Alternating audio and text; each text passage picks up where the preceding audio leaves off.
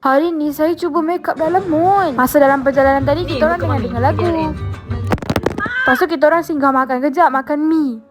Opi nak ukur ketinggian. Lepas tu kita orang buat drama sikit lah dekat restoran tu. Restoran tu sunyi sangat. Lepas tu saya nampak Opi tengah buat YouTube dia. Lepas tu saya minum matcha. Lepas tu saya nampak mak saya kepedasan. Saya record lah. Tapi tiba-tiba Umi posing pula. Anis pun posing. Lepas tu saya nampak dia orang dua tengah baca buku. Lepas tu orang pun nampak saya juga. Lepas tu Opi panggil saya nak tunjuk saya satu benda. Rupanya dia nak tunjuk saya orang jadian yang ada dekat dalam cerita buku Ali Sihir tu yang ni. Banyak ni. Dia suka. Lepas tu barulah saya pergi main make up. Korang tengok saya buat beauty marks. Bukan tai lalat tau. Tak tahu kenapa orang Malaysia panggil tai lalat. By the way, tadi saya lupa record. Saya lupa. Saya pakai peelable nail polish. Saya sedang cuba menunjukkan kalian yang saya pakai eyeshadow colour biru. Tapi tiba-tiba ada habuk masuk mata saya lah. Opi apa? Lepas tu Opi rakam mak saya. Comel kan guys? Kan? Opi rakam saya rapat sangat lah.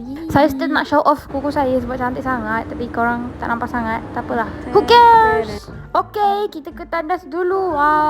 Kalau datang mall je, mesti juga pergi tandas. Mesti juga pergi tandas. Weh, diorang dating lah. Weh guys, dari mana kucing ni datang? Miau.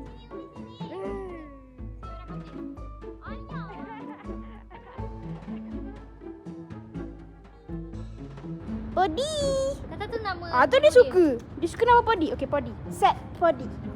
Podi sangat manja, tengok tu. Podi.